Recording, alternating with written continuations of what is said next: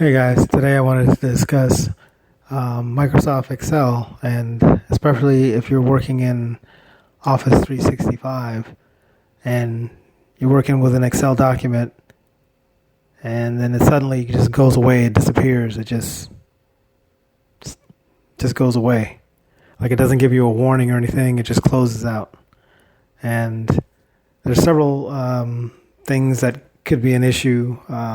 So today I'm going to discuss about what didn't work for me and what worked for me.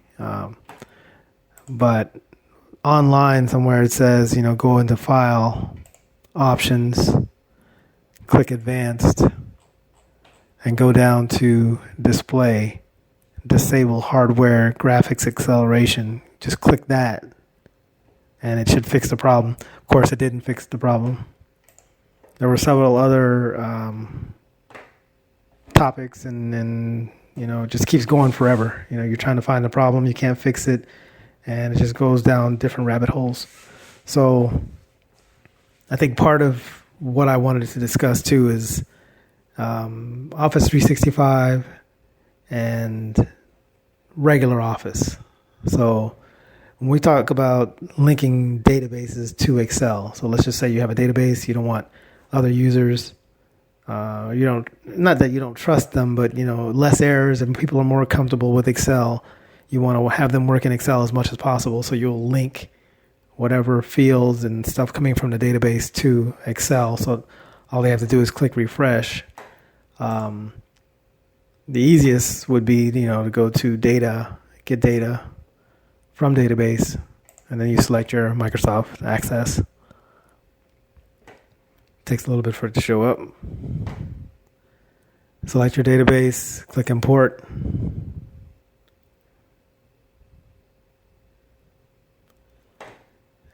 And it's establishing a connection. And then there's going to be a section where it says load down here. But I want to copy the query that I did off of the table company. So that's the query I wanted to bring in here. And I'll just click load. It's going to take a second. And then it's going to create a link between the database and your Excel spreadsheet. And usually with this, you just hit refresh. If you did something in a database and you want to keep it live and active, you just use your refresh here and everything will work. But the thing about this is, so if you did this off of 365 and you set up a link, it would read it as a link between one table to another or from Access to Excel. But here it reads it as a SQL statement. So it tries to run code to get the same results. But with Office 365, it's running code through SQL to get it.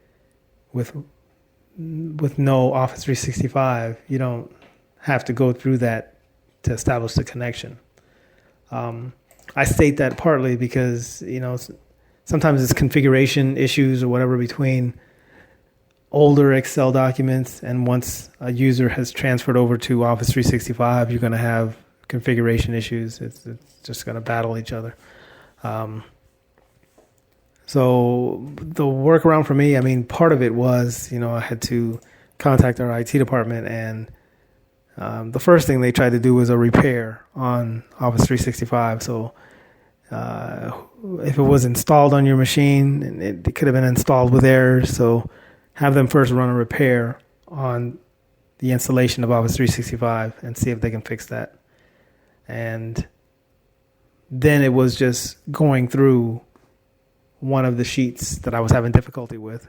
A lot of times it's going to have problems with macro-enabled workbooks and those type of things. But for me, it was a large macro. I don't have that example here with me, but and the macro, if it ran into problems with certain files, it would just not know what to do with it, and it would go away. And it wasn't designed to just stop and give you a message and say, it's not able to fix it or whatever. It just disappears. So if you know what files are giving you issues, because if you try to like cut and paste the file somewhere or drag the file somewhere with multiple spreadsheets, but you get a pop-up saying, well, this one can't be dragged over or copied over because either a user is in it or something like that. Those are the files you want to remove from your database or your Excel document. And then you want to try it again. So remove the problem files and then run the macro again.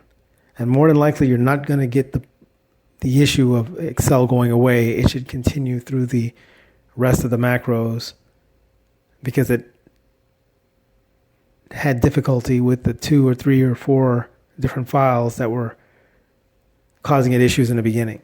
And then if later on you want to run a separate macro for the few remaining files that didn't go through the first time, it should work.